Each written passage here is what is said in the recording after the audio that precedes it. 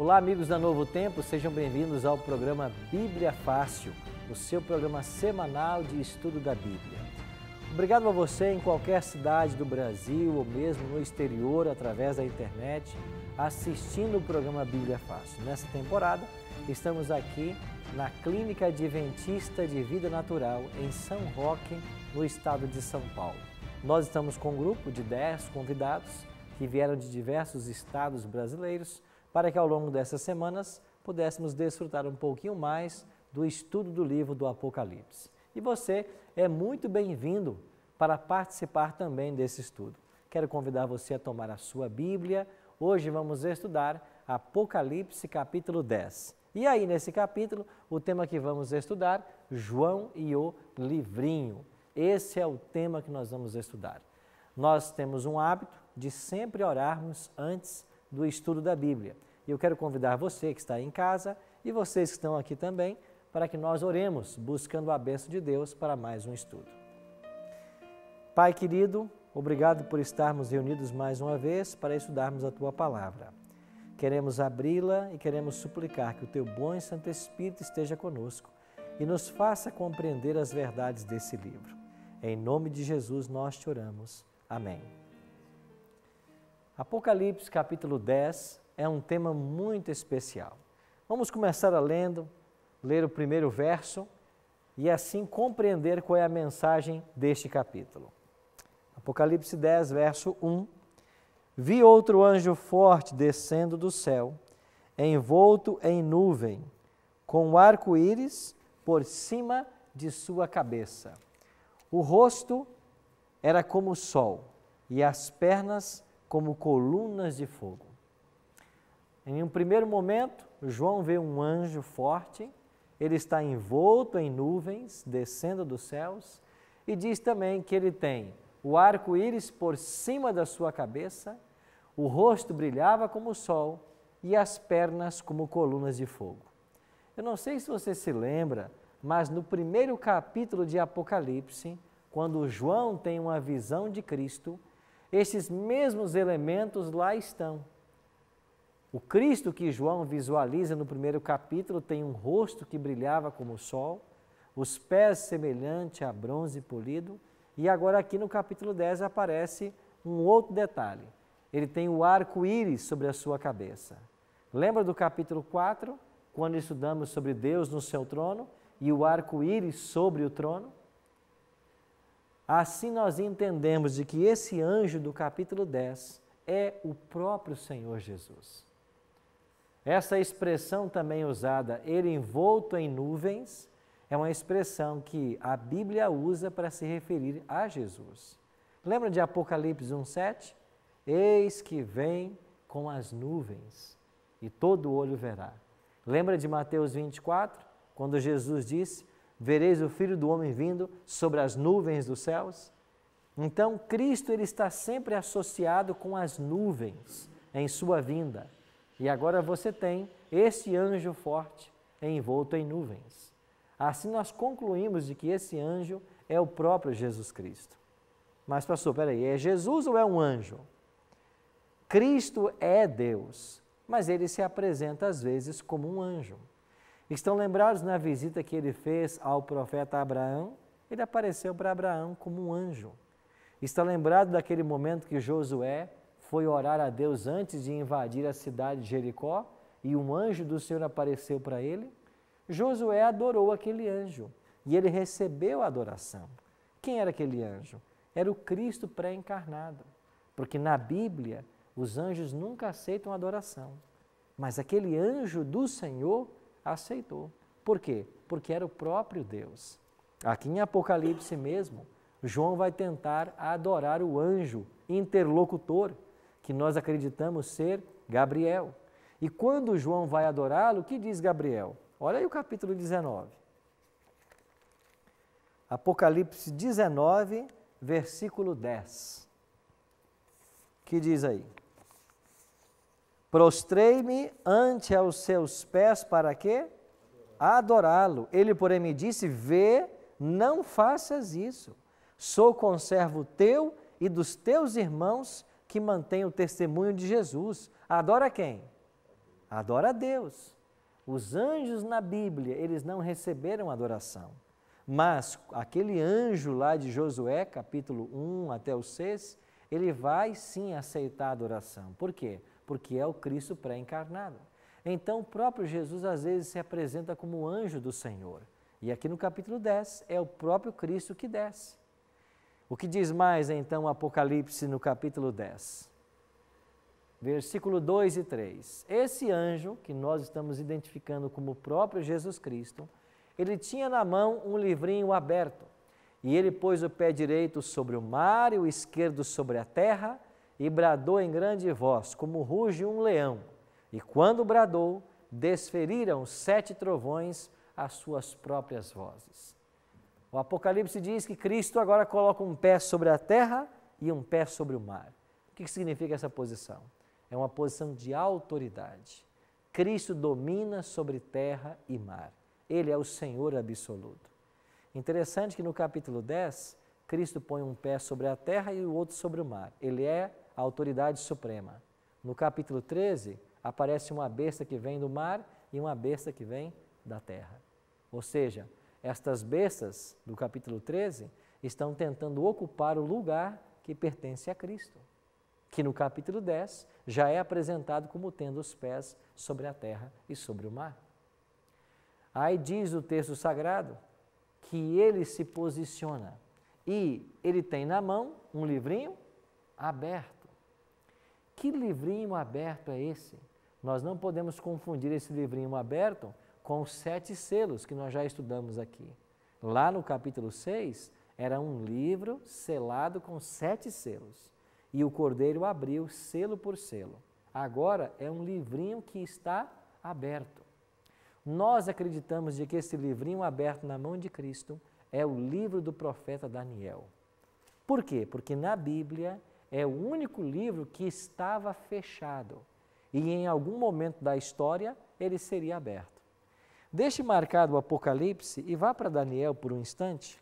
Vá lá para o livro de Daniel, finalzinho do Antigo Testamento. Página 597. Na Bíblia que vocês estão usando aí. Página 598, melhor. Você que nos acompanha em casa, eu não sei qual a paginação que você está usando, mas nós vamos ler Daniel capítulo 12, verso 4. Daniel 12, verso 4. Qual foi a ordem do anjo para Daniel? Página 598, Daniel 12, verso 4. Tu, porém, Daniel, encerra as palavras e faz o quê? Sela o livro. Até quando? Até ao tempo do fim. Muitos o esquadrinharão e o saber vai o quê? Se multiplicar. O livro de Daniel é o único livro da Bíblia que teve uma ordem para que ele fosse selado. Agora, quando chegamos em Apocalipse, esse livrinho está aberto. Se em Daniel foi dito que ele seria aberto no tempo do fim, nós entendemos de que o momento desta visão, ela refere-se à chegada do tempo do fim. Cristo está no tempo do fim e ele tem aberto em suas mãos o livro do profeta Daniel. Por que nós podemos chegar a essa conclusão, além do fato de que o livro de Daniel tinha sido um livro selado? Porque esse livro agora passará por uma experiência muito interessante. João receberá uma ordem e esse livrinho será doce e depois amargo. Em que circunstância? Veja o verso 8. A voz que ouvi vinda do céu, estou agora em Apocalipse 10, verso 8. A voz que ouvi vindo agora do céu, estava de novo falando comigo e dizendo, vai, toma o livro que se acha aberto na mão do anjo, em pé sobre o mar e sobre a terra. Versos 9 e 10. Fui, pois, ao anjo dizendo-lhe que me desse o livrinho. Ele então me falou, toma-o, devora-o, certamente ele será amargo ao teu estômago, mas a tua boca doce como mel. Tomei o livrinho da mão do anjo e o devorei, e na minha boca era doce como mel. Quando, porém, o comi, o meu estômago ficou amargo. Então, este é um livrinho agridoce. Na boca era doce, no estômago amargo. O que é que representa este simbolismo de João comendo o livrinho que ele pegou das mãos do próprio Cristo? Se nós estamos identificando esse livro como o livro de Daniel, temos que buscar lá em Daniel a resposta. O que é que foi selado no livro de Daniel até o tempo do fim? Não foi todo o livro, porque você pega o capítulo 1, conta a história de Daniel sendo levado cativo para a Babilônia. E lá ele vai passar 70 anos de cativeiro. O que é que há de velado ou selado nisso? Nada, é a história. Você vai para o capítulo 6, Daniel é lançado na cova dos leões. Deus o protege miraculosamente. O que é que está velado nessa história? Nada, é uma história. Então, o que é do livro de Daniel que seria selado até o tempo do fim? Seriam as porções proféticas, alusivas ao tempo do fim. E em Daniel, nós temos várias profecias. Uma delas é a que nós vamos estudar hoje. No século XIX, houve um grande reavivamento em torno do estudo da Palavra de Deus. Esse reavivamento ficou conhecido na história como o segundo grande reavivamento, principalmente nos Estados Unidos. Por que é que houve um grande fluxo de pessoas voltando-se para a Bíblia? Porque em 1780 tivemos o escurecimento do sol e a lua vermelha como sangue. Estão lembrados lá da abertura do sexto selo? 1780. Em 1798, o Papa foi preso. Aí todo mundo se perguntou, o que é que está acontecendo? A maior autoridade religiosa da Terra sendo presa? 1780.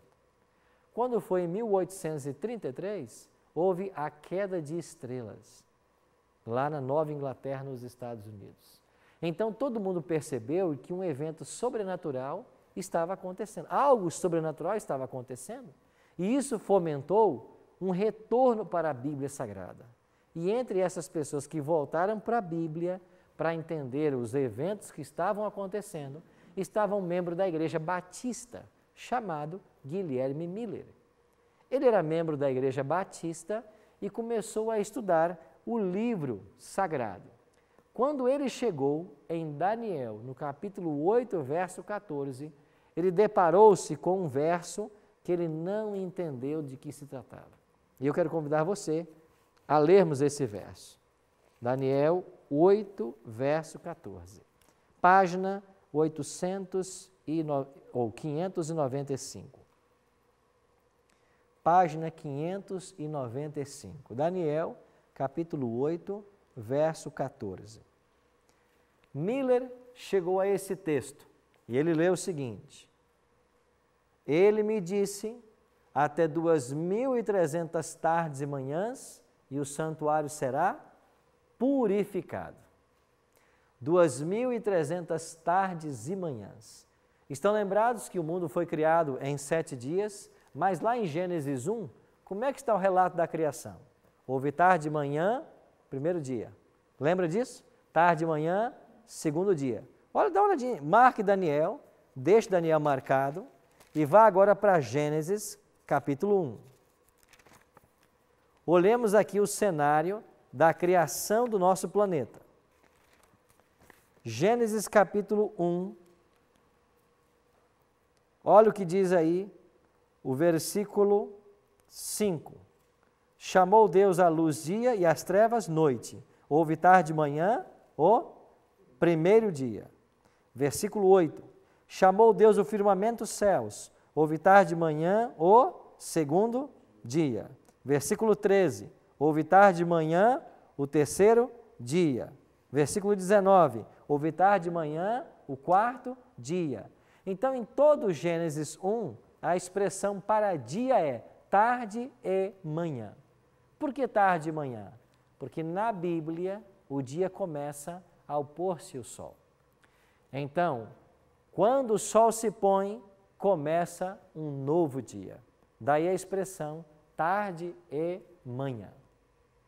12 horas escuras, 12 horas claras. Então, na Bíblia, uma tarde e uma manhã equivale a um dia.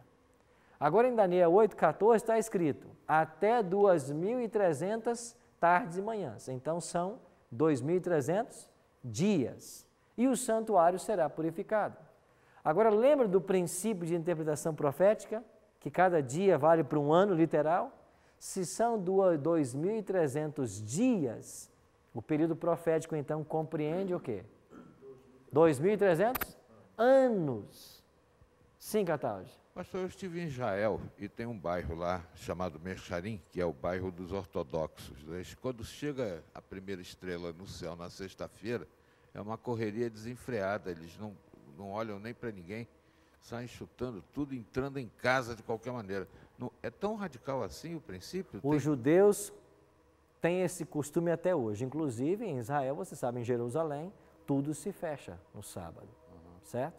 Então, eles obedecem até hoje o sábado. E nesse bairro tem uma loja que tem escrito em cima, essa loja foi fechada com a criação do Estado de Israel, porque eles não acreditam que o Estado de Israel possa ser criado por alguém que não seja o Messias, que para eles ainda não veio. Isso lá em 1948, né? É. Então, veja, os judeus entendem assim, o dia começando-se ao pôr do sol, como a Bíblia nos orienta. Então, Miller pensou o seguinte, quando se passarem 2.300 tardes e manhãs, o santuário será purificado. Miller não entendeu a profecia, e ele então foi para o livro de Êxodo, onde nós encontramos a ordem de Deus para a construção do santuário. Em Êxodo 25:8, Deus diz para Moisés, e me farão um santuário para que eu possa habitar no meio deles, no meio do povo de Israel.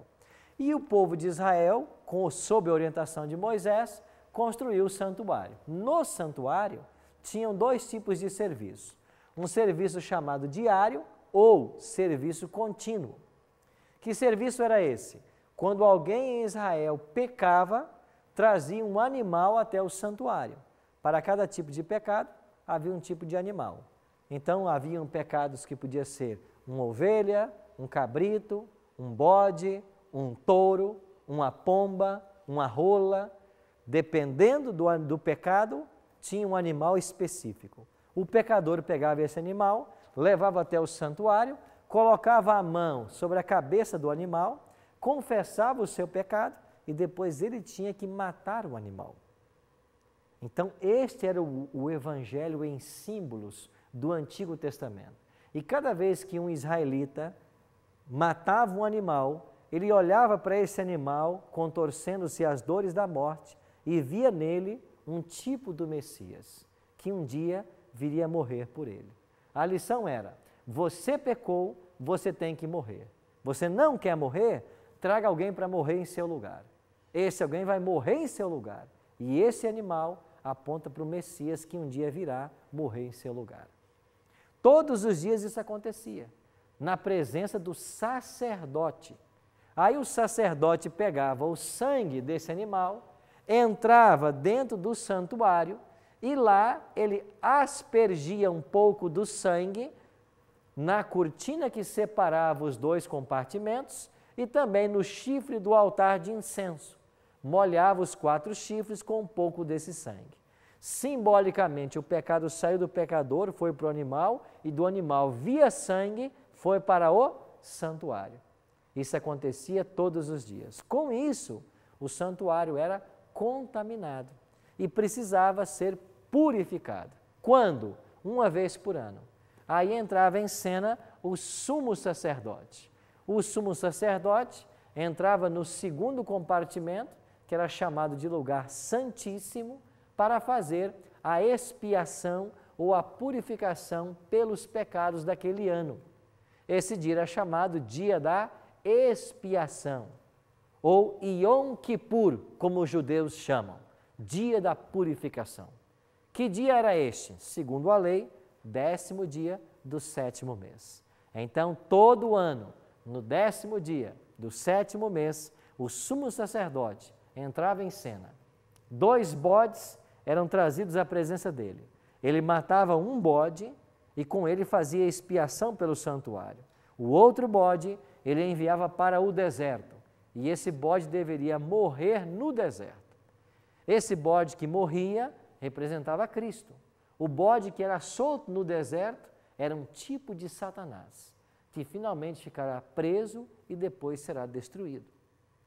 Isso acontecia no dia da expiação.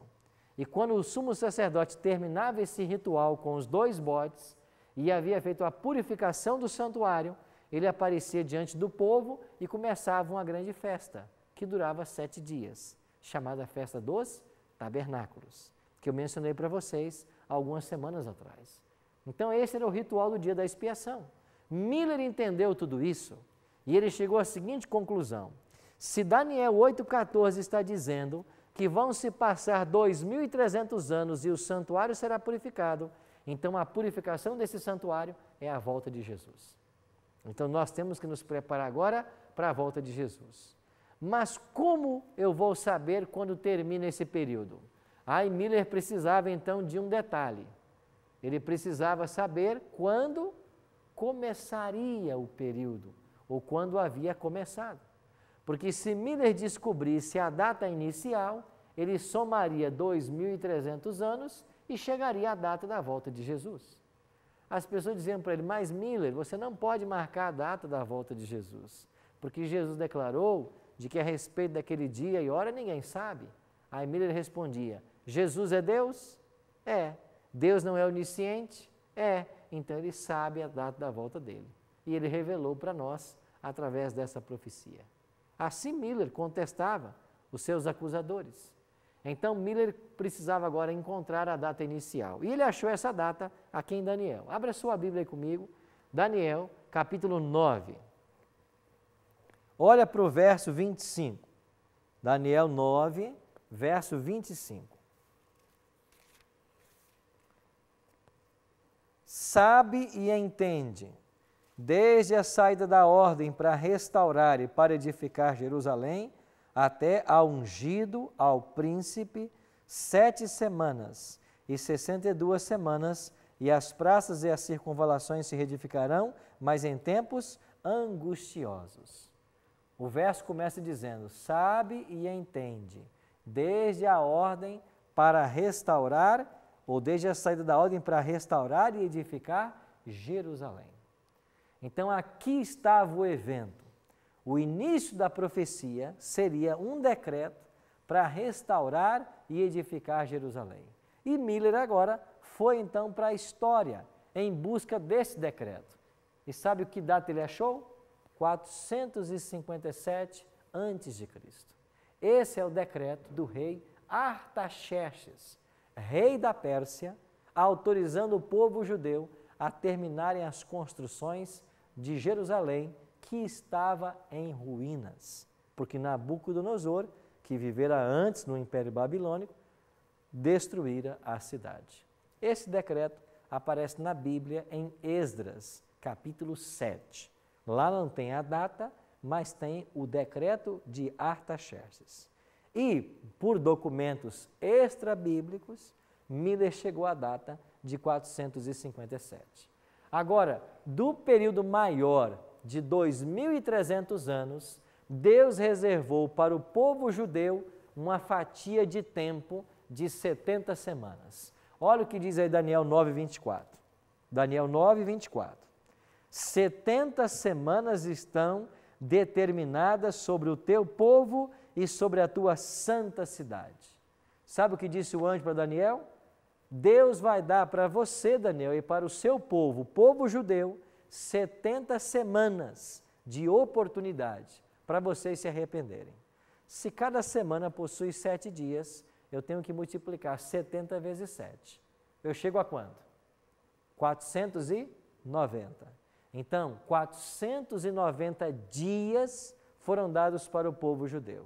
Em se tratando de profecia, são 490 anos. Então, a partir de 457, o povo judeu teria 490 anos para se arrependerem de seus pecados.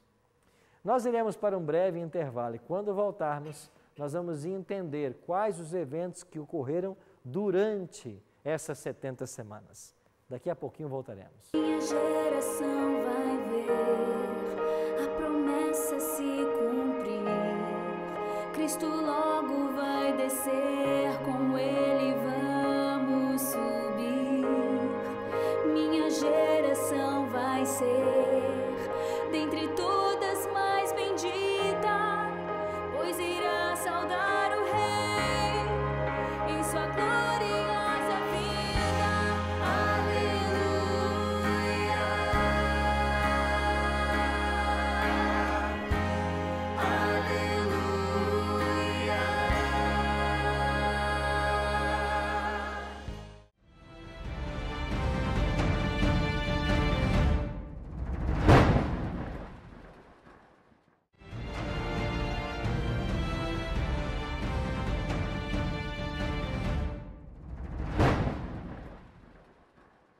Estamos de volta com o programa Bíblia Fácil, hoje aprendendo um pouquinho sobre Apocalipse capítulo 10, um livro que estava na mão do anjo.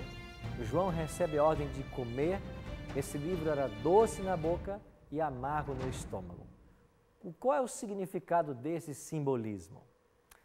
Nós temos um presente muito especial para você que contém este tema e outros. Eu estou falando da revista Bíblia Fácil Apocalipse. Essa revista contém os temas que aqui estamos apresentando como tema de hoje e é um presente da Novo Tempo para você. Em qualquer lugar desse país, você pode solicitar essa revista. Nós podemos enviar para a sua casa através dos correios. Você precisa ligar para o nosso telefone em horário comercial, 0 operadora 12 21 27 3121, DDD 12 21 27 3121, ou então acessar a nossa página na internet, novotempo.com/Bíblia Fácil. Num prazo de 15 a 20 dias, essa revista vai estar chegando em sua casa. É um presente da Novo Tempo para vocês.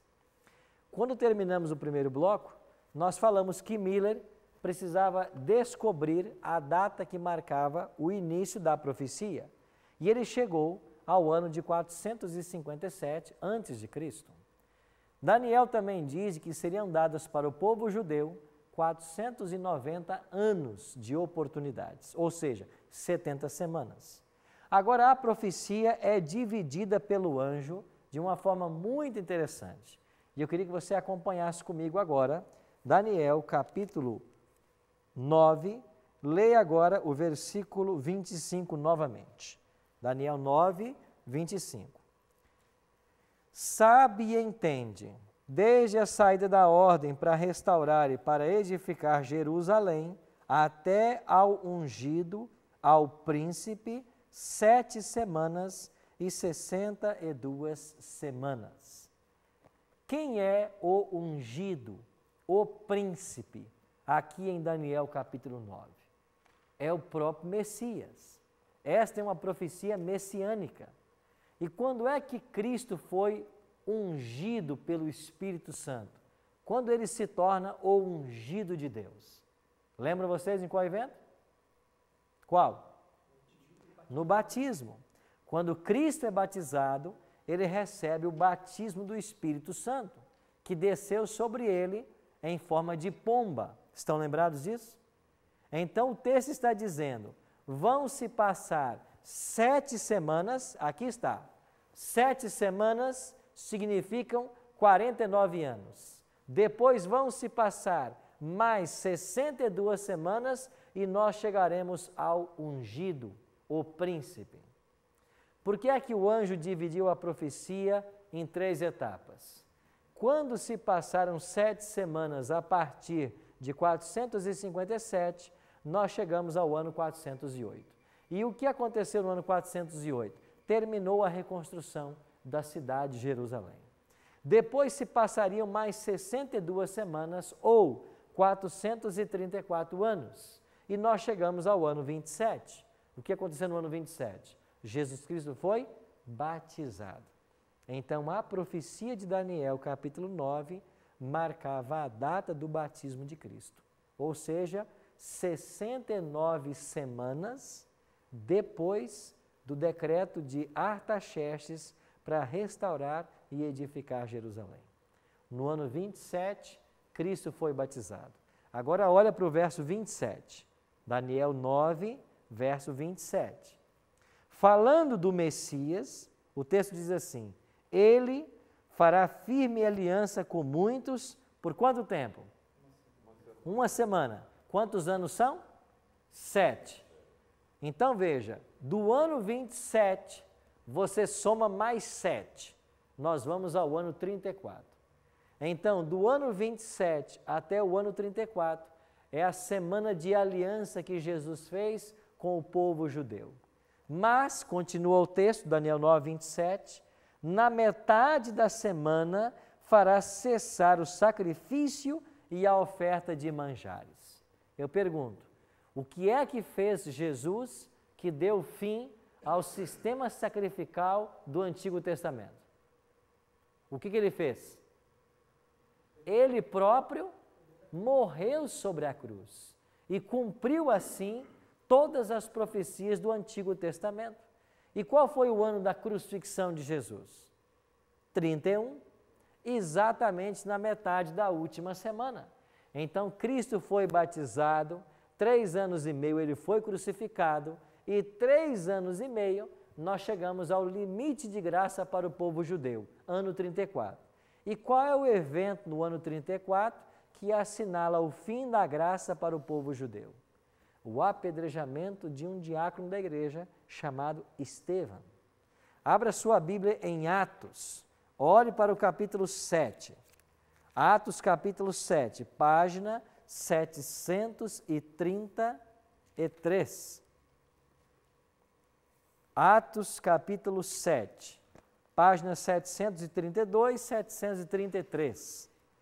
Aqui você tem no capítulo 7 de Atos a defesa de Estevão. Quem é esse Estevão aqui? É um dos 7 diáconos da igreja primitiva. E ele está pregando em nome de Jesus para que a nação de Israel se arrependa. E Estevão diz para eles: vocês devem se arrepender, porque vocês mataram o autor da vida. E o povo, ao invés de se arrepender, o que é que eles fizeram? Olhe na página seguinte, Atos capítulo 7, verso 54. Ouvindo eles isto, enfureceram-se no seu coração e rilhavam os dentes contra ele. Mas Estevão, cheio do Espírito Santo, fitou os olhos no céu e viu a glória de Deus e Jesus, que estava à sua direita, e disse: eis que vejo os céus abertos e o Filho do Homem em pé, à destra de Deus. Eles, porém, clamando em alta voz, taparam os ouvidos e unânimes se arremeteram contra ele, e lançando-o fora da cidade, fizeram o quê? O apedrejaram.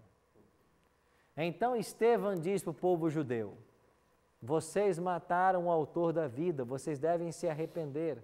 O que faz o povo de Israel?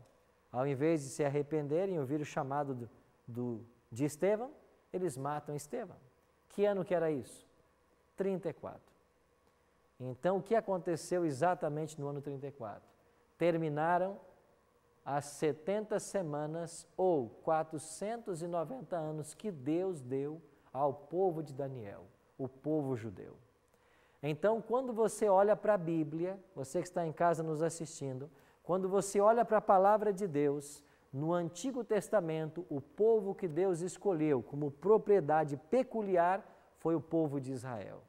Ser membro do povo de Deus no Antigo Testamento era ser israelita, ou por nascimento, ou então por circuncisão.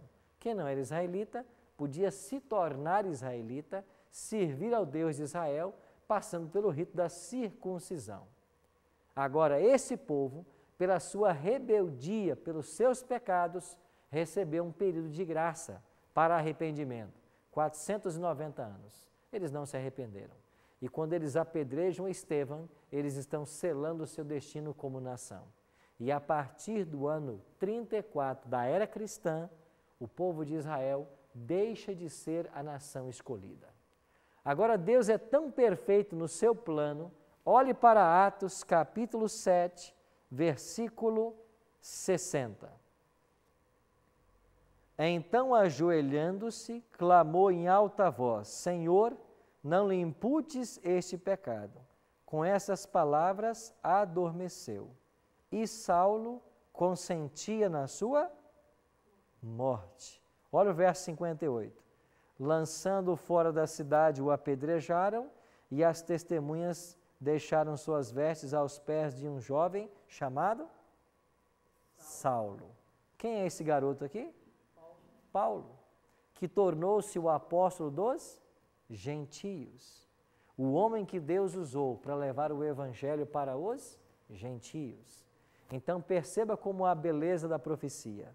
No exato momento em que está sendo selado o destino de Israel, que deixará de ser o povo de Deus, na mesma cena já está presente o homem que vai levar este evangelho agora para os gentios. E Paulo, quando escreve o livro de Romanos, ele declara que agora não são povo de Deus os descendentes de Abraão, mas todo aquele que aceita Jesus como Salvador. É por isso que Paulo chama agora a igreja cristã de um novo Israel. Então, a partir do ano 34, Israel deixou de ser a nação escolhida. Os israelitas podem se salvar? Claro que podem. Todos eles têm salvação como indivíduos, mas não são mais o povo escolhido de Deus, porque rejeitaram o Messias e os mensageiros que o Messias havia enviado. E Jesus mesmo havia advertido o povo disso. Lembra da parábola do Senhor da vinha? O Senhor da vinha enviou mensageiros e eles não ouviram, enviou o seu próprio filho e eles mataram.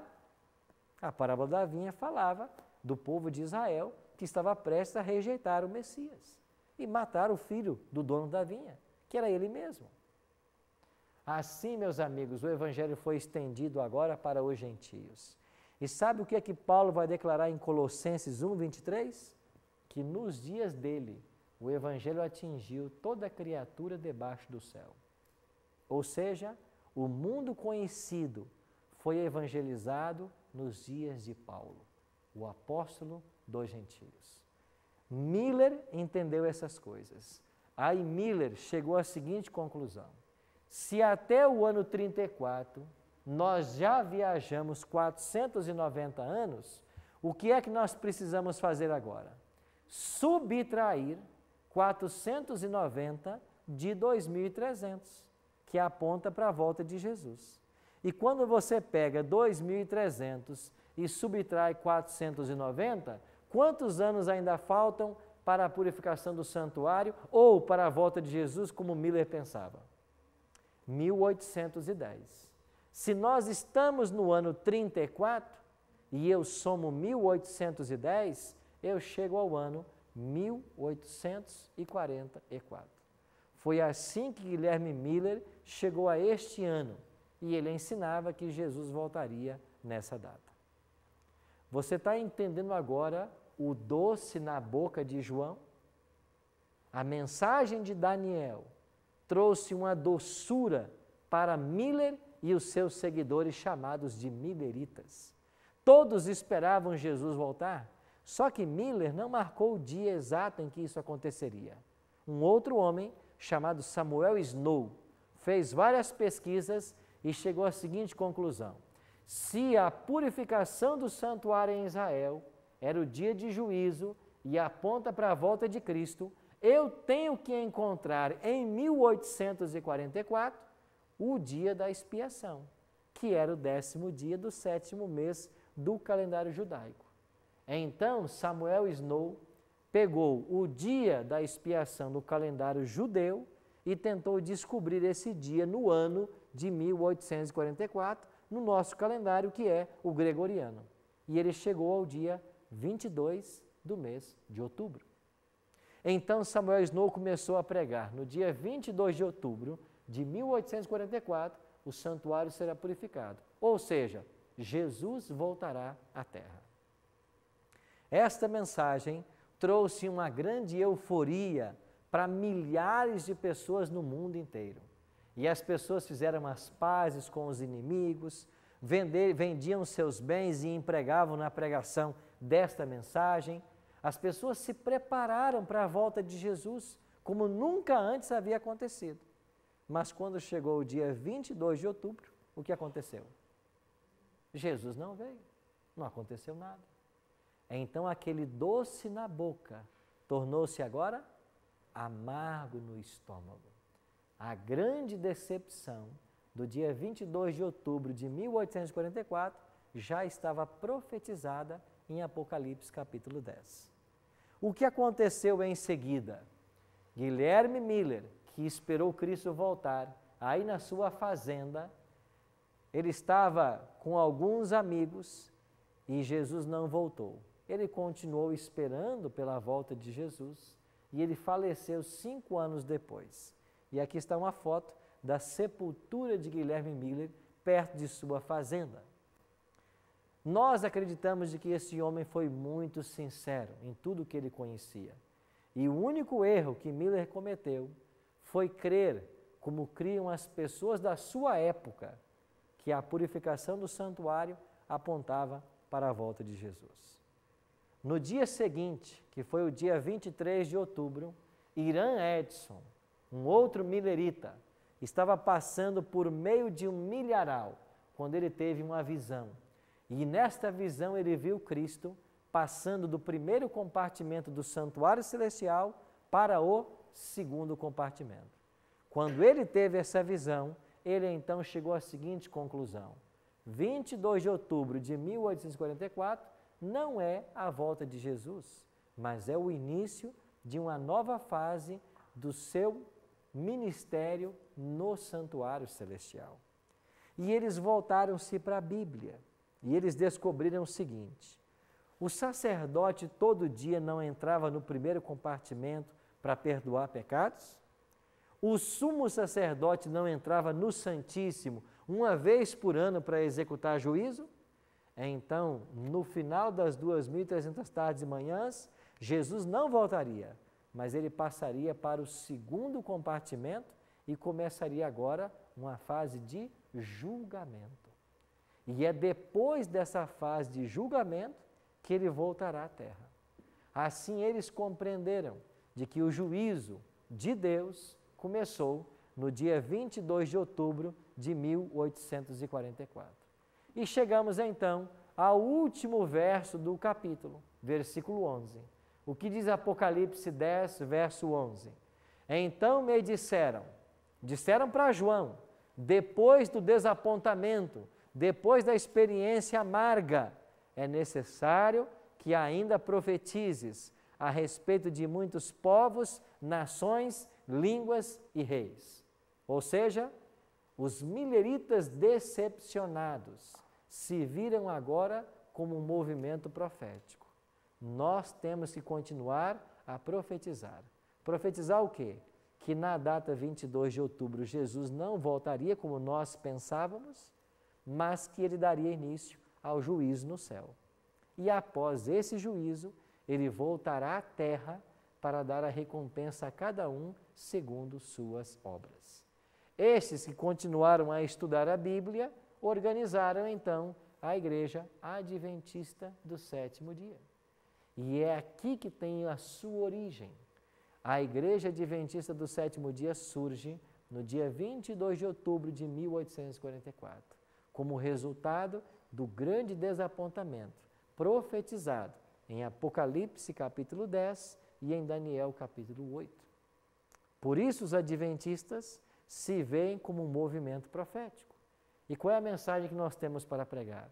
É a mensagem da breve volta de Cristo. Não na data como os mileritas pensavam, mas agora no final do juízo. Ou seja, quando Cristo voltar a essa terra, ele virá para trazer a sua recompensa. No mês de maio de 1863, a igreja recebeu o nome de Igreja Adventista do Sétimo Dia. Igreja, por ser uma comunidade de crentes. Adventista, por pregar a breve volta de Jesus. E do sétimo dia, por santificar o sábado, o quarto mandamento da lei de Deus. Assim, meus amigos, nasceu a Igreja Adventista do Sétimo Dia, com uma missão. É necessário que ainda profetizes. O que é que faz a Novo Tempo? O que é que faz o Bíblia Fácil? Nós estamos aqui para profetizar. Profetizar o quê? Que Jesus está voltando. Eles estavam certos na data. Era o dia 22 de outubro de 1844. Mas eles estavam errados quanto ao evento. Não era a volta de Cristo, mas o início de uma nova fase do ministério de Cristo no santuário celestial, ao findar do qual ele voltará à terra para dar a recompensa aos salvos e trazer a destruição aos perdidos. Por isso, eu e você estamos vivendo no dia escatológico da expiação. Começou em 22 de outubro de 1844 e vai terminar quando se encerrar o período de graça para a humanidade. E Apocalipse 22, 11 fala sobre esse período, quando encerra esse momento da graça. E lá diz: continue o injusto na prática da injustiça, o santo continue a santificar-se. Ou seja, quem está salvo, quem está perdido, está perdido. A Igreja Adventista não nasceu de uma briga de pastores, não nasceu de uma divergência teológica, não nasceu por acaso, ela nasceu por uma profecia bíblica. E em Daniel 8 e 9 e em Apocalipse 10, nós temos a certidão de nascimento da Igreja Adventista. E qual é a nossa missão profética? Preparar um povo para a volta de Jesus, anunciando que Ele está voltando. Nós ouviremos uma música agora por Dilson e Débora. E essa música dirá que em nossa geração nós veremos o Senhor voltar. Eu pergunto, é desejo do seu coração ver Cristo voltando em glória e majestade? Pense nisso enquanto ouviremos agora essa canção.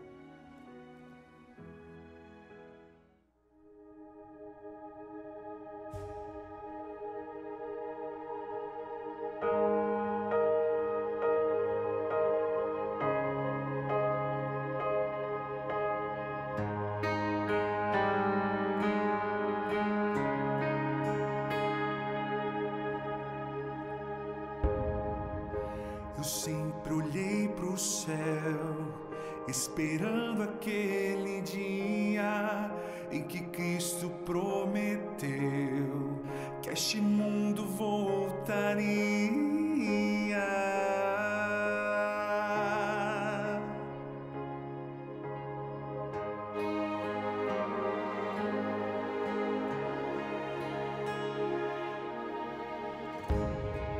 Gerações guardaram a fé, completaram a carreira e fizeram os filhos ter sempre viva a certeza,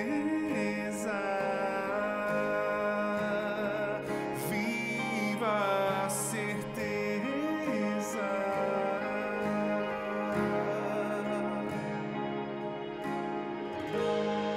Minha geração vai ver a promessa se cumprir. Cristo logo vai descer, com Ele vamos subir. Minha geração vai ser dentre todas mais bendita, pois irá saudar o Rei em sua gloriosa vida. Aleluia,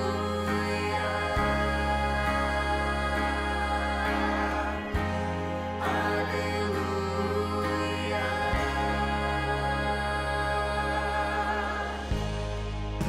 Boas novas vamos dar e alcancem toda a terra.